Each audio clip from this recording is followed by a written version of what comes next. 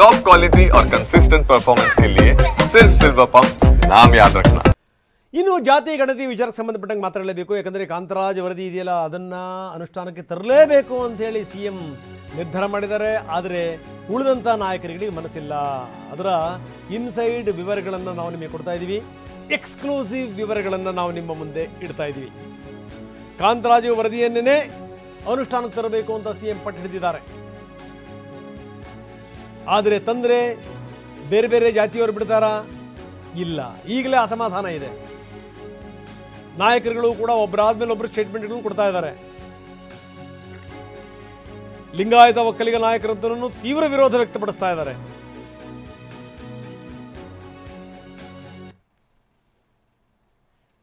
ಹೀಗಾಗಿ ಕಾಂತರಾಜು ವರದಿಯನ್ನು ಅನುಷ್ಠಾನಕ್ಕೆ ತರಂಗಿಲ್ಲ, ಇನ್ನೇನು ಬೇರೆ ಮಾರ್ಗ ಇಲ್ಲ ಅಂತ ಮತ್ತೊಂದು ಸರಿ ಜಾತಿ ಗಣತಿಗೆ ಸರ್ಕಾರ ಜಾತಿ ಗಣತಿಯ ನಿರ್ಧಾರಕ್ಕೆ ಬಂದಿದ್ದು. CM ಇದನ್ನೇ ಅನುಷ್ಠಾನ ಮಾಡಬೇಕು ಅಂತ ಪಟ್ಟು ಹಿಡಿದಿದ್ರು. CMಗೆ ಕೌಂಟರ್ ಕೊಡಲಿಕ್ಕೆ ಸಚಿವರು ನಿರ್ಧಾರ ಮಾಡಿದ್ರು. ನೋಡಿ, ಇದು ಸಂಗತಿ. ಅವ್ರಿಗೆ ಗೊತ್ತು, ನಾವೇನಾದರೂ ಇದಕ್ಕೆ ಹೂ ಅಂದುಬಿಟ್ರೆ ನೆಕ್ಸ್ಟ್ ಜನ ನಮ್ಮನ್ನು ಧಿಕ್ಕರಿಸ್ಬಿಡ್ತಾರೆ ಅಂತ. ಹೀಗಾಗಿ ಈ ಸಂಗತಿ ಹೈಕಮಾಂಡನ್ನು ತಲುಪ್ತು. ಹೈಕಮಾಂಡ್ಗೆ ಹೋಗಿದ್ದು. ಹೈಕಮಾಂಡ್ನವರು ಅಲರ್ಟ್ ಆದರು. ಕಾಂತರಾಜು ವರದಿಯಿಂದ ಆಗುವಂಥ ಡ್ಯಾಮೇಜ್ ಇದೆಯಲ್ಲ,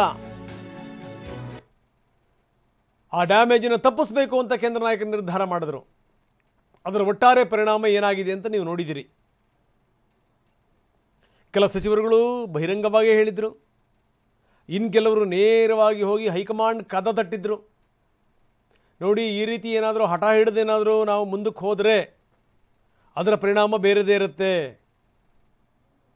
ಕ್ಷೇತ್ರದಲ್ಲಿ ಜನ ನಮ್ಮನ್ನು ಒಪ್ಕೊಳ್ಳಲ್ಲ. ನಾಳೆ ನಮ್ಮ ವಿರುದ್ಧ ತಿರುಗಿ ಬಿದ್ದರೂ ಕೂಡ ಅಚ್ಚರಿ ಇಲ್ಲ.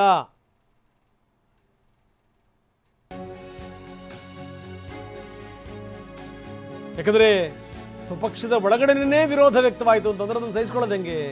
ಜೂನ್ 6ರ ರಾತ್ರಿನೇ ಲಿಂಗಾಯತ ಒಕ್ಕಲಿಗರ ಸಭೆಯಾಗಿತ್ತು. OBC ಸಚಿವರುಗಳು ಕೂಡ ಸಭೆಯಲ್ಲಿ ಭಾಗಿಯಾಗಿದ್ದರು. ಹೈಕಮಾಂಡ್ ಮಟ್ಟದಲ್ಲಿನ ಬೆಳವಣಿಗೆ ಬಗ್ಗೆ ಚರ್ಚೆ ಆಗಿತ್ತು.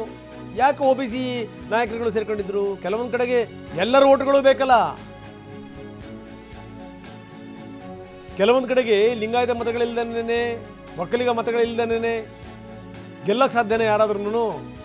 ಅದೇ ರೀತಿ ಹಿಂದುಳಿದ ವರ್ಗದ ಮತಗಳಿಲ್ದನೇ ಗೆಲ್ಲಿಕ್ಕೆ ಸಾಧ್ಯನಾ?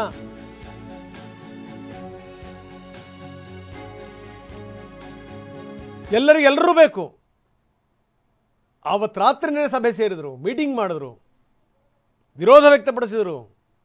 ತಪ್ಪು ಸಂದೇಶ ರವಾನೆ ಆಗುತ್ತೆ ಅನ್ನುವಂಥದ್ದನ್ನು ಕೂಡ ಮನವರಿಕೆ ಮಾಡಿಕೊಟ್ರು. ಕೆಲವರು ನೇರವಾಗಿ ರಾತ್ರಿ ಹೋಗಿ ಹೈಕಮಾಂಡ್ನ ಕದವನ್ನು ತಟ್ಟಿದ್ರು. ಹಿಂಗೆಲ್ಲ ಆಗ್ತಾ ಇದೆ ನೋಡಿ, ಇದು ಬಿಟ್ಟರೆ ಎಡವಟ್ಟಾಗುತ್ತೆ ಅಂತ.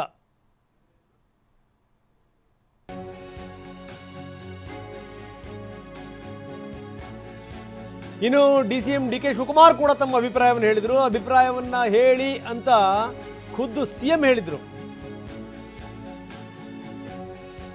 ಸಂಪುಟ ಸಭೆಯಲ್ಲೇ ನಾನು ತಿಳಿಸಿಬಿಟ್ಟಿದ್ದೀನಿ ಅಂತ DK ಶಿವಕುಮಾರ್ ಹೇಳಿದ್ರು. 2 ಹಸುಗಳನ್ನು ಇಟ್ಕೊಂಡು ಜೀವನ ಸಾಗಿಸ್ತಾ ಇದ್ದಾರೆ ನಮ್ಮವರು, ಗೊತ್ತಿಲ್ವಾ ನಿಮಗೆ? ಕೂಲಿ ಮಾಡ್ಕೊಂಡು ಜೀವನ ಸಾಗಿಸ್ತಾ ಇದ್ದಾರೆ, ಗೊತ್ತಿಲ್ವಾ ನಿಮಗೆ?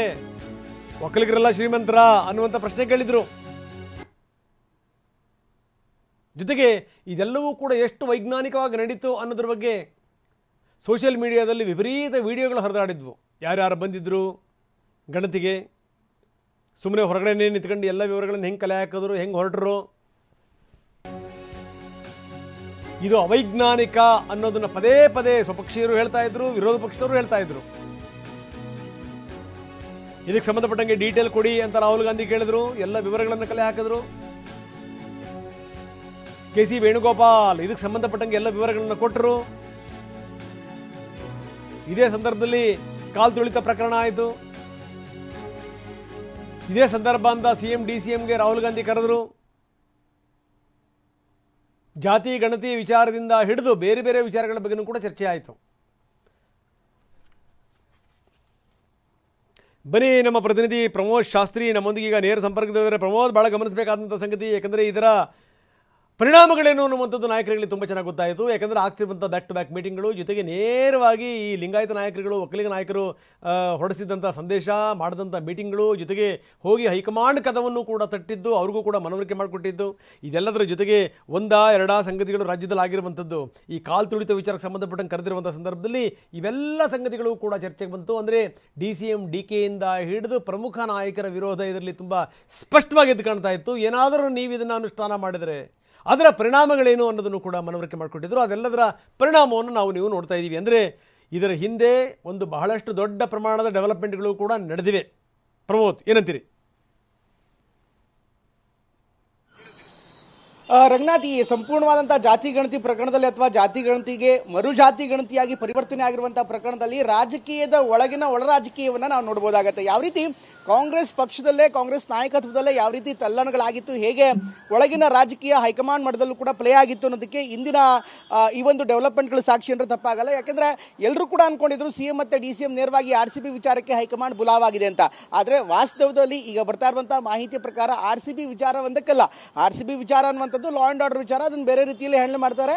ಅದನ್ನ ರಾಜ್ಯದ ಮುಖ್ಯಮಂತ್ರಿ ಆದವರು, ಸರ್ಕಾರ ನಡೆಸ್ತಾರೋ ಅದೆಲ್ಲವನ್ನೂ ಕೂಡ ನೋಡ್ಕೋತಾ ಇದ್ರು. ಆದರೆ ಹೈಕಮಾಂಡ್ ಅಂಗಳದಲ್ಲಿ ಅಸಲಿಯಾಗಿ ಆಗಿರುವಂತಹ ಚರ್ಚೆಯ ವಿಚಾರ ಅಂದ್ರೆ ಈ ಜಾತಿ ಗಣತಿಯ ಮರು ಜಾತಿ ಗಣತಿ ವಿಚಾರ. ಈ ಜಾತಿ ಗಣತಿಯನ್ನು ಹೇಗೆ ಮತ್ತೆ ಮರು ಜಾತಿ ಗಣತಿ ಮಾಡಬೇಕು, ಇದ್ರ ಬಗ್ಗೆ ದೊಡ್ಡ ಹೈಡ್ರಾಮಾಗಳು ನಡೆದಿದೆ ಆಂತರಿಕವಾಗಿ ಪಕ್ಷದಲ್ಲಿ ಹಾಗೂ ಸಂಪುಟ ಸಭೆಯಲ್ಲಿ. ಪ್ರಮುಖವಾಗಿ ಸಾಕಷ್ಟು ಬೆಳವಣಿಗೆಗಳಾಗಿದೆ ಅನ್ನುವಂಥ ಮಾಹಿತಿ ಈಗ ಲಭ್ಯವಾಗ್ತಾ ಇದೆ. ಈಗ TV9ಗೆ ಸಿಗ್ತಾ ಇರುವಂತಹ ಮಾಹಿತಿ ಪ್ರಕಾರ ಜೂನ್ 6ರ ಒಂದು ಸಂಪುಟ ಸಭೆ ಏನಿದೆ, ಆ ಸಂಪುಟ ಸಭೆಯಿಂದಲೇ ನೇರವಾಗಿ ಮುಖ್ಯಮಂತ್ರಿಗಳು ಹೇಳ್ತಾ ಇದ್ರು 12ನೇ ತಾರೀಕು ಅಂದರೆ ಜೂನ್ 12ರಂದು ನಡೆಯುವಂತಹ ವಿಶೇಷವಾದಂತಹ ಸಂಪುಟ ಸಭೆಯಲ್ಲಿ ಕೇವಲ ಜಾತಿ ಗಣತಿಗೆ ಮಾತ್ರ ಸೀಮಿತವಾಗಿರುವಂತಹ, ಜಾತಿ ಗಣತಿ ಮಾತ್ರ ಅಜೆಂಡಾ ಆಗಿರುವಂತಹ ಸಂಪುಟ ಸಭೆಯಲ್ಲಿ ಕಾಂತರಾಜು ವರದಿಯನ್ನು ಅನುಷ್ಠಾನ ಮಾಡೋದಕ್ಕೆ ಬದ್ಧರಾಗಿದ್ರು. ಅದಕ್ಕೆ ಯಾರೇನೇ ಹೇಳಿ ಆ ಒಂದು ವರದಿಯನ್ನು ನಾನು ಅನುಷ್ಠಾನ ಮಾಡ್ತೀನಿ ಅಂತ ನೇರವಾಗಿ ಸಚಿವರಿಗೂ ಕೂಡ ಹೇಳಿದ್ರು, ಅವರಿಗೆ ಅಭಿಪ್ರಾಯವನ್ನು ಕೂಡ ಕೊಡುವಂತ ಹೇಳಿದ್ರು.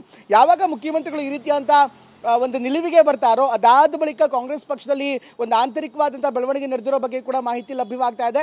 ಎಲ್ಲ ಒಕ್ಕಲಿಗ ಲಿಂಗಾಯತರ ಜೊತೆಗೆ ಕೆಲ OBC ಶಾಸಕರು ಕೂಡ, ಇದರಲ್ಲಿ ವೆರಿ ಇಂಪಾರ್ಟೆಂಟ್ಲಿ ರಂಗನಾಥ್, ಕೆಲ OBC ಶಾಸಕರು ಕೂಡ ಇವರ ಜೊತೆಗೆ ಒಂದಾಗಿದ್ದಾರೆ. ಯಾಕೆಂದ್ರೆ ಈಗಾಗಲೇ ಕೆಲವೊಂದಿಷ್ಟು OBC ಸಮುದಾಯ ಏನಿದೆ, ವರ್ಗೀಕರಣಕ್ಕೆ ಸಂಬಂಧಪಟ್ಟಂತೆ, ಅವರ ಸಂಖ್ಯೆಗೆ ಸಂಬಂಧಪಟ್ಟಂತೆ, ಅವರ ಸಮುದಾಯದ ವಿವರಕ್ಕೆ ಸಂಬಂಧಪಟ್ಟಂತೆ ಸಾಕಷ್ಟು ಆಕ್ಷೇಪಣೆಗಳನ್ನ ಈಗಾಗಲೇ ಹೊಂದಿದೆ. ಹೀಗಾಗಿ ಇವರೆಲ್ಲರೂ ಕೂಡ ಸೇರಿ ಹೈಕಮಾಂಡ್ ಅಂಗಳಕ್ಕೆ ಹೋಗಿದ್ದಾರೆ.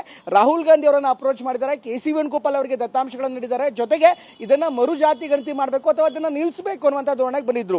ಒಂದು ಹಂತಕ್ಕೆ ರಾಹುಲ್ ಗಾಂಧಿ ಕನ್ವಿನ್ಸ್ ಆದ ಬಳಿಕ ಮುಖ್ಯಮಂತ್ರಿಗಳನ್ನ, ಉಪಮುಖ್ಯಮಂತ್ರಿಗಳನ್ನ ಕರೆಸಿ ಈ ವಿಚಾರಕ್ಕೆ ಮತ್ತೆ ಹೊಸದಾಗಿ ಜಾತಿ ಗಣತಿ ಮಾಡುವಂತೆ ಸೂಚನೆಯನ್ನ ಕೊಟ್ಟಿದ್ದಾರೆ. ಅದರ ಪರಿಣಾಮ ಆಗಿದೆ. ಇದರ ಜೊತೆಗೆ ಮತ್ತೊಂದು ಅಡಿಷನಲ್ ಆಗಿ ಹೇಳುವಂತ ವಿಚಾರ ಅಂದ್ರೆ ಕಾಂತರಾಜು ವರದಿಯನ್ನ ಇನ್ ಪ್ರಿನ್ಸಿಪಲ್ ಒಪ್ಪಿಕೊಂಡು ಕೇವಲ ಎಣಿಕೆ ಮಾತ್ರ ವಿಶೇಷವಾಗಿ ಮಾಡೋದಕ್ಕೆ ಸರ್ಕಾರ ತೀರ್ಮಾನ ಮಾಡಿತ್ತು. ಮುಖ್ಯಮಂತ್ರಿಗಳು ಒಲವನ್ನು ಹೊಂದಿದ್ರು, ಅದನ್ನು ಹೇಳಿಕೆ ಕೂಡ ಕೊಟ್ಟಿದ್ರು. ಇಂಪೆರಿಕಲ್ ಡಾಟಾ ಏನಿದೆ ಅದಕ್ಕೆ ಮಾತ್ರ, ಅಂದರೆ ಹೊಸದಾಗಿ ಎಣಿಕೆಯನ್ನು ಮಾತ್ರ ಮಾಡ್ತೀವಿ ನಾವು ಅಂತ ಮಾತನ್ನು ಹೇಳಿದರು. ಆದರೆ ಈಗಾಗಲೇ SC ಮತ್ತು STಗಳ ಒಂದು ಗಣತಿ ನಡೀತಾ ಇದೆ, ವಿಶೇಷವಾಗಿ ನಡೀತಾ ಇದೆ. ಹೀಗಾಗಿ ಬೇರೆ ಸಮುದಾಯಗಳು ಕೂಡ ಇದೇ ಪ್ರಶ್ನೆಯನ್ನು ಕೇಳಿದ್ರೆ ಆವಾಗ ಏನು ಮಾಡ್ತೀರಿ ಅನ್ನುವಂಥ ಪ್ರಶ್ನೆಯನ್ನು ಇನ್ನಿತರ ಸಂಪುಟ ಸಚಿವರು ಕೂಡ ಇಟ್ಟರು. ಇದೆಲ್ಲ ಬೆಳವಣಿಗೆಗಳ ಬಳಿಕ ಸಾಕಷ್ಟು ಚರ್ಚೆ ಮಾಡಿ ಅಂತಿಮವಾಗಿ ಮುಖ್ಯಮಂತ್ರಿಗಳೇ ಹೊಸದಾಗಿ ಜಾತಿ ಗಣತಿ ಮಾಡೋದಕ್ಕೆ ನಿರ್ಧಾರ ಮಾಡ್ತಾರೆ. ಹೀಗಾಗಿ ಸಾಕಷ್ಟು ಒಳ ರಾಜಕೀಯ ಏನಿದೆ, ಕಾಂಗ್ರೆಸ್ ಪಕ್ಷದ ಒಳ ರಾಜಕೀಯ ಇದರಲ್ಲೂ ಕೂಡ ಎದ್ದು ಕಾಣ್ತಾ ಇದೆ. ರಂಗನಾಥ್, ಧನ್ಯವಾದ ತಮ್ಮೆಲ್ಲ ಮಾಹಿತಿಗೆ.